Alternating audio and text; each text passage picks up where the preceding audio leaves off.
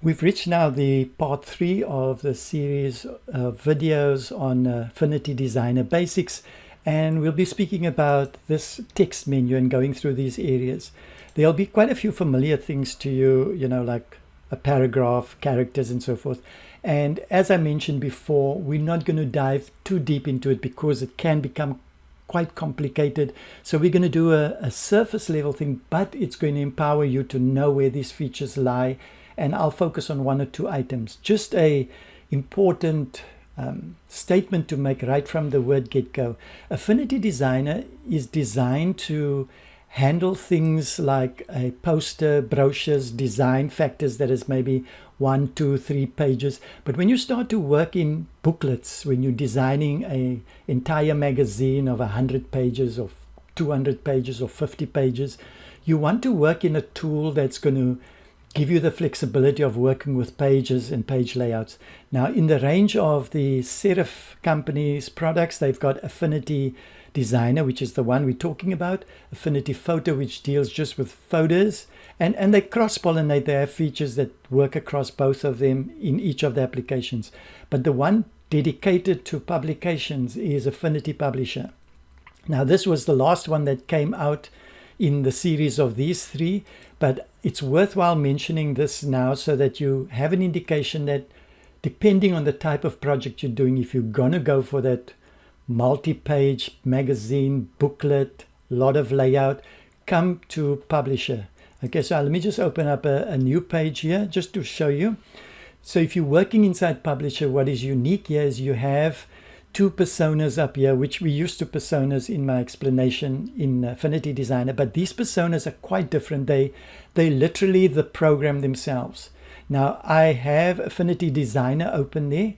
If I click on Affinity Designer while I'm in Publisher now, this whole interface will change and it will open Affinity Designer for me. Now, if I don't have Affinity Designer installed on my computer, this button won't be active. So it becomes active when you own these 2 packages. But the reason I'm mentioning this is that if you become familiar with what I'm going to show you in Designer now, it's not lost when you come over to Publisher to work in a document. You still have those features. So if I click on here, look at that. This is all Affinity Designer. This is like I've opened Affinity Designer and I'm working in it.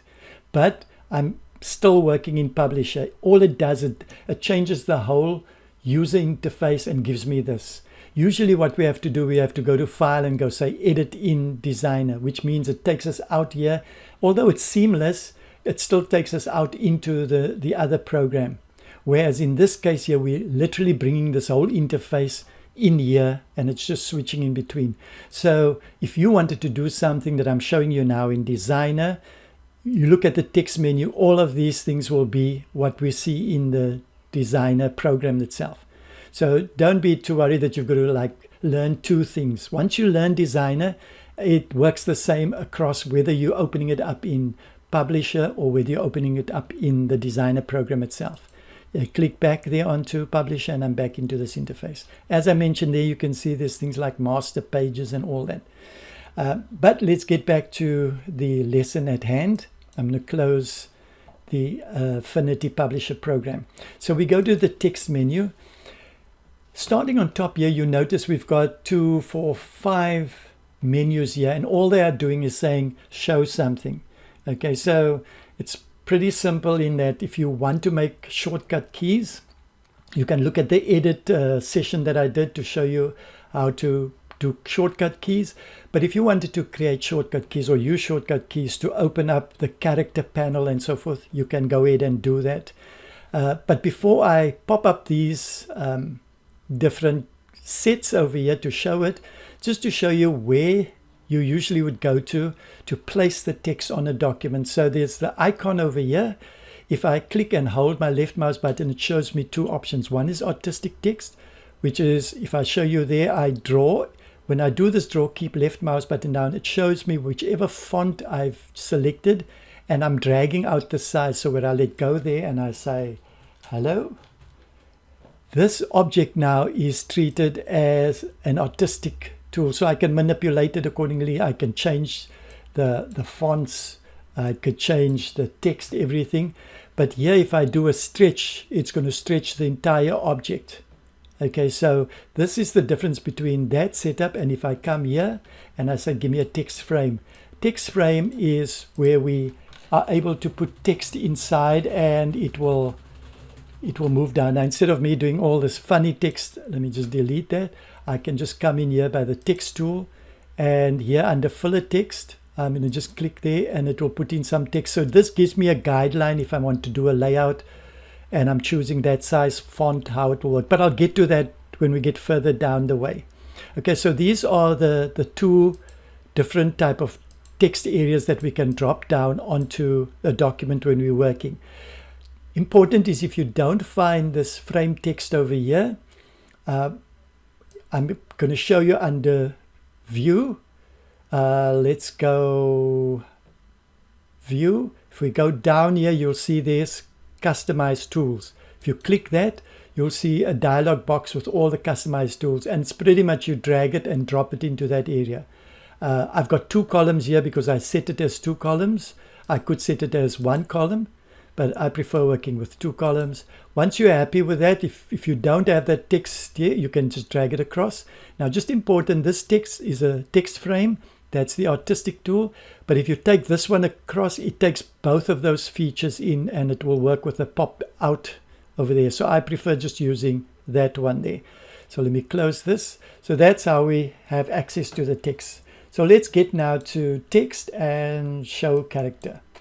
This is what it's doing. It's showing me all the character information that relates to the text that I'm editing. So if I click in there and I select whatever I change here, if I go and I change the font here to autumn, that's what will happen.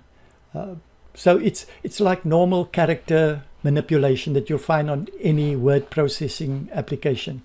Now, being on character at the moment, or selecting this text, I also have a context menu that comes up on top here that pretty much gives me a lot of the features from character that I'll be using, a lot of features from alignment that I'll be using, some formatting things from paragraphs, typography. So whatever I'm going to use as far as text goes, the context menu comes up here and it's going to give me the common things that I'll use. If I want to add other features in here, I have the ability to probably increase more of the things that I want to use. For example, if I have bullet list, it's all accessible here. So these are the common features that we can use. Okay, so I don't have to come out here and do all the adjustments here. But if I don't find something that I'm looking for here, this will be the character pop-out that we'll do. Okay, so let me just go Control Z just to get that back to that area. Okay, I'm going to just go down here a bit. So for the newbies, these things, not to tell you and explain everything that's going on here, but just to show you how you make your adjustments. So if you want to do any positioning here, you can click here. It will do, let me just do that on a single, maybe this will be more visible. If you click here, you'll see this thing going little bit by little bit wide, by percentage. Okay, or you could come down here and you'd be able to jump percentages. You'll see it real time responding. And if you click there, 30, it's now given this spacing here, or the tracking of about 30%. You come back here, you can set it to 0. Okay, so that's the one functioning. You can either click up here, do a bit more bigger jumps, or what you can do is on the text over here, you left mouse button and you drag. So you keep left mouse button and you drag. As you drag on the screen, you will see it gives a response to what you're doing. So you can go there and drag in a direction.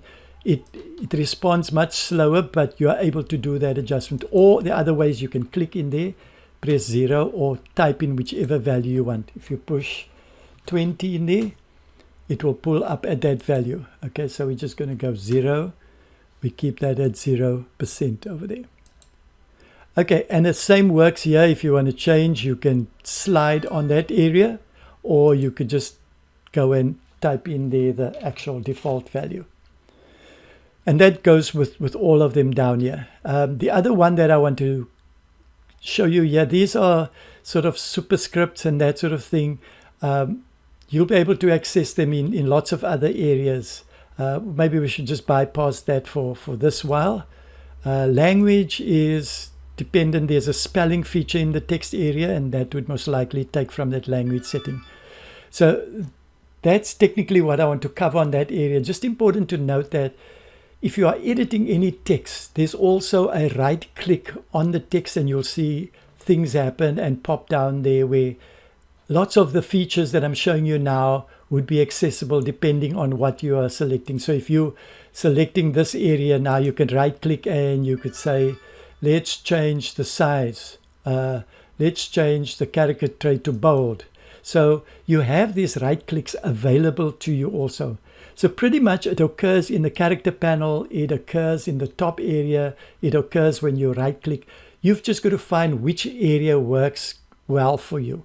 Okay, I think of importance is that the sizing of the font, the actual font, the character of it, those things are kind of at your fingertips in this area, and it's easy just to utilize that. When you're looking for deeper features, then you know you can pop out, go to text, pop out character. Now I'm going to show you the same thing if we go to text and show typography. It's coming out with the same thing. Here is maybe a bit more in detail. You can see what it does here. If I'm selecting that area and I push all caps, I can push normal. So typography is how the actual fonts are shaped according to each other. You could get small caps, caps to small caps. There's different features. So if we go here, stylistic sets, you can see if you look here at the edges of this letter, it's got a little curl at the end. So stylistic sets are made available in different fonts. There's different things available. So this is maybe a bit medium and advanced kind of features. But if you're looking for things that are relating to typographies and that, it is available as a pop-out window here. The other thing is paragraph. So if you pop out, you'll see there's nothing that pops out on the screen like you're used to those other two. That's because the paragraph's last position was over here. Okay, if I do this now and I close this window and I go back and I say show paragraph, it will pop out exactly here. So that's the only reason why it popped out to the side. But here again, spacings, all of these things are things that relate to the paragraphs when you're creating documents. Now, as I mentioned, I can't go through every single factor that's going to be here. It is just too much. That is for another time. Here's the features that you probably will be using a lot with paragraph, which is the alignment features. And these alignment features, you can see they exist here. They've made available in this context menu when you're working with text. Okay, so I think it's enough to know that the paragraph pop-out box is available for specific stuff. Now, there's another thing is people ask often in Affinity Designer, how am I able to create like bullet points? If you come into the paragraph area here, you can see that here they have a bullet point. It might be collapsed. You just pop it down. If you look here, there's tons of different options over here. But here also in the menu on top, if we look, we see there's bullet list added and number list. So they've given you the common ones that you use. But here you've got some incredible stuff. You could go bullet lists, and then instead of this dot icon, you could go in here, and this is a little modifier, this arrow, to give you a tab. I'm going to go backspace just to delete it, and backspace there and select here. I'm going to select maybe a right triangle, and it will come in there. Okay, so here's where you could go really down granular to do all your settings that you are doing. So if you're finding something is not available on the paragraph area, go click on open paragraph and go check it over here. Some people use it quite often that they'll just take it and possibly, I'm left mouse button dragging it here and letting go, that they just keep it under this area and use it all the time, and maybe pull it out when they're done with it and dock it when they get back there. So this is just to know that everything is available to you if you need to be granular about it, but it most likely wouldn't just be in this context menu, it will be in the separate pop-out. Just something interesting to show you here is if you go, for example, for a list, it will give you other options here. Maybe you want to start with a different number in the list. Maybe you want to use a set tab, levels, all these stuff are available here. Okay, so let's get on to the next one. And our next one is Textiles. Okay, so if you click Textiles there, here again, this is just giving you a few of the features that occur. For those of you who work with, for example, websites and you want to do some, let me just clear this off the screen here. If you're doing, for example, a website, okay, here you just see here, I'm putting things and the format is still carried over from the previous thing. Like I showed you in the edit video, we can use this button here, which will take all of these settings and set it to its defaults. If I click there, it's literally taking it to a small thing. This is the default that it would come in at 12 pixels and Arial, but take all that formatting away. So that's just also a hint there for you. So when we're working with textiles, say we're doing a website and we say this is the heading. Okay, we might want to get it to a certain style. We can go, that's heading 1. It will take that formatting in there. And these textiles, you can create your own textiles. You also, if you're doing a document or a magazine and you want to know all your headings have got to be a certain thing, maybe that's heading 1 and heading 2, you want to have a different setting on it, or you want to use a table body sizing. So these are formats, the textiles, formatting that gets just thrown onto the objects when you're working. So when you're doing quite a bit of text, you don't have to go like, okay, what was that font? It was bold 20 this. You literally can take the styling that you're working with and you put the styling onto it and it will be able to change accordingly. So these are, like I showed you in the edit menus also and spoke about these styles with graphic things. This is textile, so it takes the font, it takes the different parameters of the fonts and everything and then keeps it as a specific style. So when you're busy putting creative things together, you can have your look being uniform, so you don't have one heading bigger than the other one because you were guessing what it's about. Okay, so that's the textiles. And now we go to show glyph browser. Now glyphs are like kind of, you know, different shapes put together, but it's often used when you're doing text, things like a copyright sign or registration sign. That's considered a glyph, or a little, almost a little icon kind of thing. So let me just show it to you. With glyphs, where did our glyph, oh, our glyph browser stuck up here. Let me just take it out here. So glyphs in this case takes on whichever font you're working with. The reason you're not seeing anything here is now because I was doing a search on the word copy before. Let me just delete that. So here you're seeing all the different fonts appear here also. So you'll see the text as in normal text, but related to this text, you'll see all these characters. Now, let me just show you, for example, my daughter's name is Zoe. So what we do is, if I wanted to write a name out, let me just take the formatting away there. That will be Z-O. And the E on this is this E with the 2 dots on. Okay, so I would come here and I would look for the E there, and you just double click on it and there we have it. So it's in the font and it brings up that. I can also go, if I wanted to put this one in, I could do it. So glyphs are kind of unusual characters that you find in an alphabet, but it's unusual characters that you use often. So somebody's, even with foreign languages, you often would have letters that are differently shaped, like this one. I think, I'm not sure, but I think the French use that one. But that's the kind of idea. So this is where you would get it in the glyph browser. Okay, then let's go down to character traits. Now I think this, we're going to be copying or rather duplicating what we've spoken about before. But if we look at that pop-out windows of the character, we also have these things in it where we could do bold and so forth. But here we're seeing the shortcut keys. And most of the time you'll start off by maybe looking at these things, but later you'll use the shortcut keys for it. And this is pretty much what we find in most editing programs. Okay, so Control B, Control I, italic, and underline. Let me just pop this thing out so I can, the character one. If we look under character here also, we'd be able to see there's double underline, underline, Here also regular, we can get to our bold and that sort of thing. So it's duplication all the way.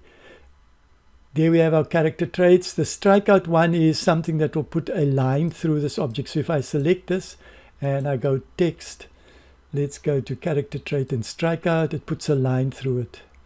Okay, Control Z. Righty, let's get on to size. I think size with this text, I mean, you can drag it or you can come in here and change the size here.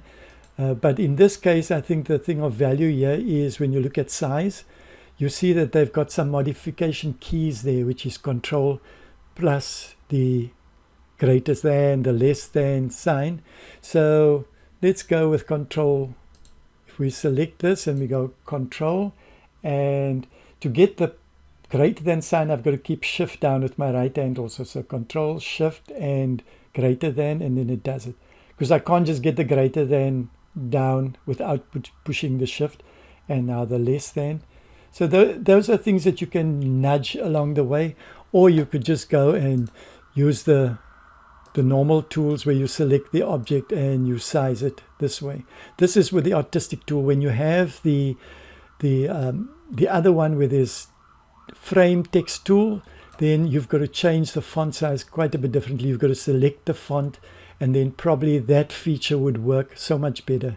So let's just maybe do that and see if we go in there, and I'll say happy birthday. Oh, that font is so big. It looks big, but it's kind of tiny because we are zoomed so far in. So let me just rather take it back. Okay, so if I wanted to make this smaller, I could go Control, Shift, and smaller one. Okay, so that I'm just keeping it down. For that's now the text box, that text. If I want to make it bigger, I'll go Control, Shift, and greater than sign and make it bigger. So I think in a text box, that sort of shortcut keys will help a lot there. Okay. That's for size, and then of course the precision sizing. So this is much of a muchness. You usually would find it working better that you just select the text and enter in a value into the ribbon on top in the control bar rather than coming down to these menus. But it's good enough to know that they exist here and what the shortcut keys are. Then we get to spacing. I think this is also available. Not I think, I know it's available in the character and in the paragraph pop-out windows that we spoke about earlier, but this spacing is specifically for the characters. So let's look at it. If we go Titan is going to be Alt left. The only challenge I have with the spacing here is because I'm working on a Windows computer. If I keep Alt and I press my up arrow button, my screen flips, because that's a shortcut key for Windows. So this is one that I probably wouldn't be using in a hurry. Then we get on to ligatures. Now ligatures I'm not going to even worry to cover, just at least explain that if you have, for example, a very cursive font and two of the letters kind of nudge close to each other and you want to almost join them together so that it makes the layout a bit better, that's when they use a thing called ligatures. It kind of ligatures two things together, but that's a bit for a more advanced time. Baseline. This is also, again, shortcut keys to move baselines up. You do have access to this when you're busy working in your menu, when you're working with baselines, specifically if you do a shape and you're typing text onto that. Maybe I should just show you an example. Let's just take this off. I've clicked here every time here just to show you the move tool, but you can also press V. And it will change it to the move tool for you. So if I come to use a shape like this, okay, usually if I want to write text on it, I'll come here and I'll go to artistic text. If I hover over here, it will give me this little almost T with a tilde underneath, and then it has text, and if I type on that, the text will go on that object. These are the handles that work, and they've got quite a few different features which I'll get to much later, but to show you the ability to now change things over here are in this menu item on top, but also this baseline would affect this kind of alignment here. So we'll consider that the baseline in this case is the arc that we've just written the text on. So let me show you this first, which is not part of the drop-down menu. But if I want this text to go the other way, I literally would reverse it like that, and it flips it onto the side based on these handles that we're using, or I can flip back in there. But this is the baseline thing that I want to talk about. So if I come to baseline, look what happens. It moves it down underneath, or it moves it higher off the baseline. Okay, so this is, let me just double click in here and type 0. So this is how it moves the baseline. In this case here now, you don't have a slider, but if we look at baseline, we have a couple of shortcut keys. So the ones that I'm just going to show you, you can always reference this again, is that if we want to move the baseline, if you want to move it, it's Alt-Shift up or Alt-Shift down. So if we select this and I go Alt-Shift and the arrow down, that's what happens. Arrow up, that's what happens. So this is a kind of a shortcut key nudging to do exactly the same. If we look on top here, you'll see as I nudge, it doesn't change over there. It's just setting it according to how I'm busy doing it. When I press, whoops, let's just go Control Z. If I come back here now and I want to do adjustment, it will carry on doing that. So this slider and those nudgings tend to work a little bit different. They don't sort of talk to each other necessarily. But if I click on there now, I could go and do further adjustments on this area. So it will just take it from that exact point. Now if I move it to -50, you see it's not going up here because I've done that independent adjustment. Okay, so let me just go Control Z right through it. Okay, the next feature is here when we go into text is capitalization. So if I had a word like this that I wanted to make all caps, I literally could go to text, capitalization, small caps. Okay, so it keeps the context there and keeps the small letters are capitals also, but they keep the context. Or if I go into all caps, it makes everything at the same size. So that's the difference between small caps. Small caps takes the small letters and keeps them proportionate and then would size them in that way. Okay, so small caps that way, no caps, get back to our original. So the next one is the text alignment, and this works if you're working in a text box, and let's say we're putting in, okay,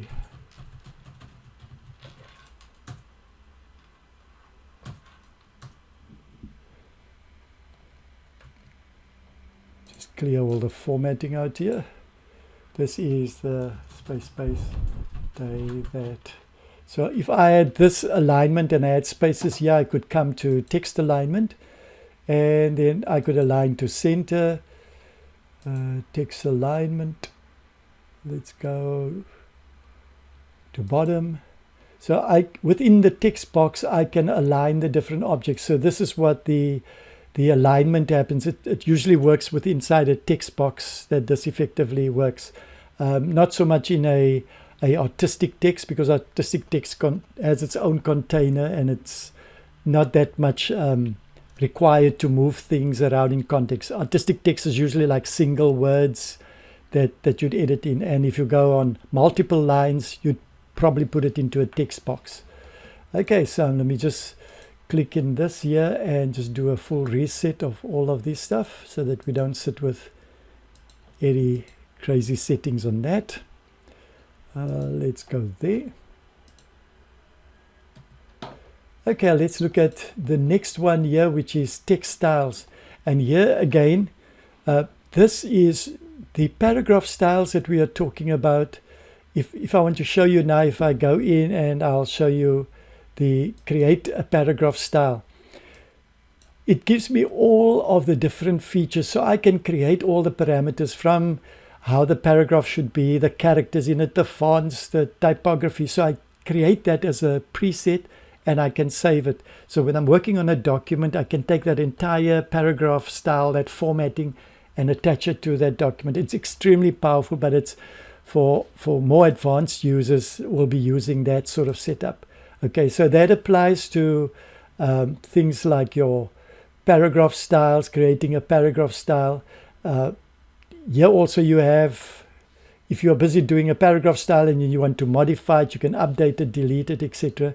Then you can also do the same with character styles. So the one was the entire paragraph that you're doing, and here is just for character style. So the character window that we popped out, you can create your own layouts and feels to it, the typography, use the fonts, colors and everything.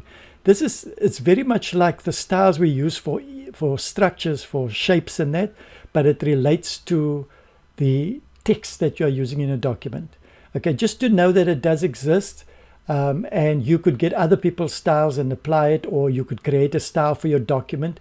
Then across all your documents, you can use that similar style. So as I said, just know that it's there, but you have to spend some time with more advanced sort of tutorials to learn how to set this all up and how to utilize it effectively. Okay, now let's just get on to the reapply textiles that would apply to the textiles themselves. Insert filler text, that is blanked out, but that's, let me just close these windows. That's because we need a text frame. And say you are doing a document where you've got a text frame here, and maybe let's put artistic text on top here. You're saying my list.